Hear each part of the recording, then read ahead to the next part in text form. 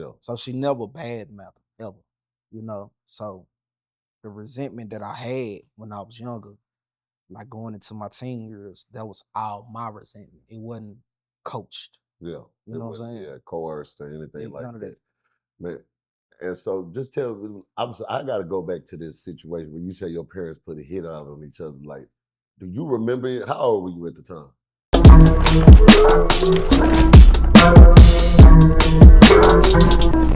All right, welcome to Mogul State of Mind. I'm your host, Uncle Spin. We here with a man today where I can honestly say I just from my few conversations with him, I can tell he's a stand up gentleman. And it's funny because even when he asked me if I heard his music, I was like, "Nigga, I don't even give a damn about your music, because I already felt the energy." So, man, tell the people who we here with today, brother. Man, this Kingpin Kapo, King of the Grove, you know, you Yes, sir. know. Yes, sir. So, man, while we doing this, where'd you get the name Kingpin Capo from? Uh it's like a two-part story to it, but to sum it up, Kingpin came from a lifestyle. It came from it's a family name. Uh the Capo part, that came from just like my circle. Capo in Italian means street boss. Yeah, So we put it together, Kingpin Capo. got you. And so when you say that Kingpin is a family name, how how did your family get the name Kingpin? Like, break that down for me. Honestly, just just the lifestyle they was into, the lifestyle I was born into. A lot of people sworn into it. I was born into it. So I just pretty much inherited it. Got you. So let's talk about your upbringing. So you born and raised in the Grove? Born and raised. Born and raised. Got Born at Parkland, to be exact. You know Yes, what I'm sir. saying? Yes, sir. So what part of the Grove you from? I'm from Jungle West. Okay, Jungle West and Peven. John West and Peven to be exact. St. Francis. got All you, through there. got you. And so, what was it like growing up in the Grove? What was your upbringing like? Uh I mean, honestly, it was fun to me. It was its struggles. It had its pros and cons to it, you know what I'm saying? But looking back on it, it was really fun, bro. You know what I'm saying? It had its moments, ups and downs, but it was fun. Got you. So when you say like you born into a family of pretty much of kingpins, explain that, like what's your dad's history? Um, my daddy was a militant man, you know. Um, he was real militant. He was a sergeant in the army. I don't know what all things he did as far as the army, but I know he was very militant. So he was very structured. You know what I'm saying? He will he to best way to describe him, he was more like a corporate thug too though. He always kept something legal going on, but he always had a side hustle going on. And his side hustle was major. It just, you know, he just pretty much um dabbed and did with his thing. You know what I'm saying? Got you, But he did it on a nice level. got you. So he wasn't no just petty. Your pops wasn't Nah, no petty. nah. He So he wasn't petty. He wasn't no small time nickel and dime though. yeah, when you growing up, you riding around with your pops and stuff like that. Like, so you're getting to witness pop getting to it. Yeah. What I learned from him as far as the streets though, uh, sell to people or deal and dab with people in the streets that has more to lose than you. So like I would see him, clientele would be like doctors and lawyers and real estate agents and shit like that. You know what I'm saying? So he wasn't never gonna hand to hand nobody on the streets. You get what I'm saying? Yeah, So that's why I learned how to that's why I learned a different level of clientele from. got you. You know what I'm saying? So in your younger years, when you around the spot, when you at the crib and your pops coming, like, do do you remember seeing bricks or stacks of money around or anything like that? Um, to be honest with you, I remember seeing the money. Yeah, You know what I'm saying? But I remember asking myself or just like thinking to myself, like, this shit ain't come from what you do on 9 to 5. yeah, You know what I'm yeah, saying? yeah. But as far as just seeing the actual paraphernalia, no. It Gotcha. was way more strategic and what's the word I'm looking for? He was way more he was just way more structured than that, bro. Gotcha. What would you say, like, and I know it's hard, you a kid, you know what I mean, but what would you say, like, was the most amount of money you seen, like, on hand at the crib For Bill or for me. from him? We're gonna get to you later. Uh shit. 6 figures Yeah, for sure. gotcha. Yeah, 6 figures for sure. For sure. So we just that just paint the picture. Pops wasn't playing. Nah, he wasn't playing. It's a lot of people out there right now hustling right now that ain't But you seen know, six. I would see that like it would be rare that I see it, and the reason why I really didn't see it because I never stayed with him.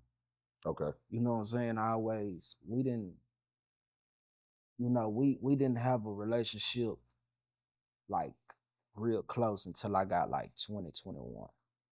He was always around. I could always call him. I could always go to his house. But I went through a phase in life where I kind of resented him a little bit. You know what I'm saying? Yeah. Just from their mama daddy situation. You know what I'm saying? Coming up. Gotcha. So I ain't really see it with him on a regular. You know what I'm saying? But I would always hear the stories. Then when I would go around them, the stories made sense. You Yeah. get what I'm saying? So, like I say, I never stayed with him. So just walking in the house after school or something, you just see this laying there. Nah. And he wasn't the type to just leave it out. He wasn't the type. I learned from him, don't sleep where you shit at. Yeah. You know what I'm saying? Yeah. So it was that type of situation. Gotcha. And so what are some of them stories that you used to hear about your pops growing up? Shit, this nigga going to strip club and shit. You don't even see the flow. Yeah. You know what I'm saying? He was bowling. Yeah. He was bowling. Yeah. Facts. Gotcha. Were your parents ever married or Nah, that wasn't. That wasn't. Never married. gotcha? So what was their relationship like? At what point? Man, give us the whole rundown. I mean, like when I was little, they was together a few years before I was born, and they was together a few years after I was born. I never remembered them together.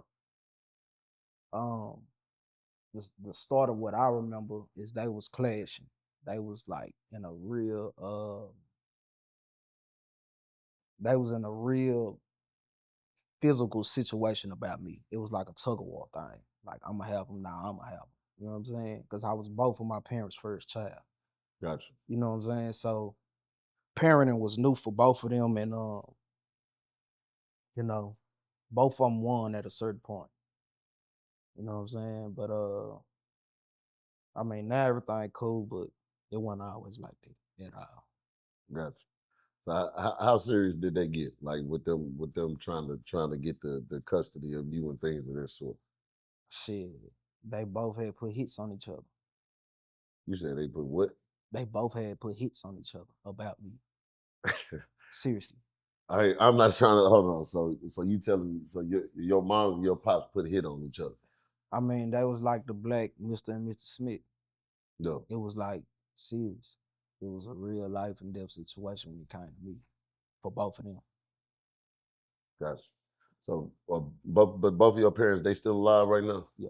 All right. So how let's dive into that. How did that situation play out? Like was it some attempts but they missed or like what happened with this situation? Um, I remember my old man had put a bag out, and the reason it didn't go through because I wasn't supposed to be with my mama that day, but I was in the car. You know what I'm saying? Yeah. And on my mama's side, it was more so like she knew some street niggas too though. And my dad had so many cars that the car he was supposed to be in that day, he wasn't in that car. So it was just like a, you know what I'm saying? It was other situations, but them two situations from both sides I could be Got you. that I could speak on. Got you. So damn, that's crazy. Yeah. I ain't gonna lie. That's crazy.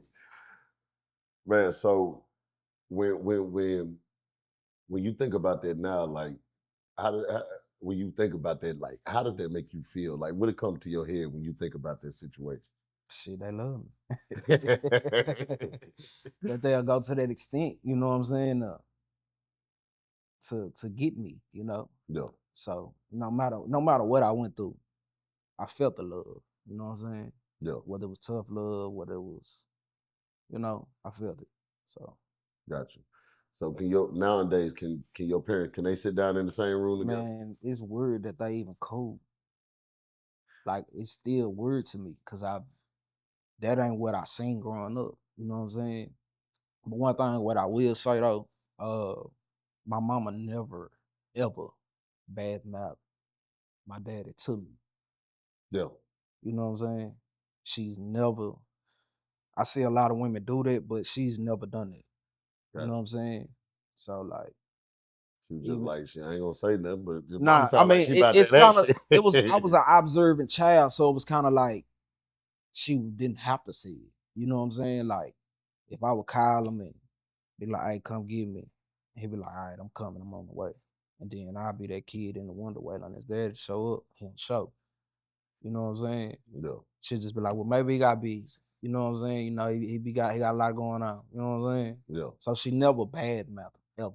You know, so the resentment that I had when I was younger, like going into my teen years, that was all my resentment. It wasn't coached. yeah. You It know what I'm wasn't saying? coerced or anything like None of that. that. Man, and so just tell me, I got to go back to this situation where you say your parents put a hit out on each other. Like, do you remember it? How old were you at the time? Like between 4 to 6 years old. Got you. So do you remember any of this? Yeah. And so have you talked to your parents like about it like recent days? Yeah. We laugh about it now. It was, We all have talked about it in a circle and laughed about it. I ain't gonna lie, that's real though. You That's know what I'm real though. I saying? mean, 'cause you got kids? Yeah.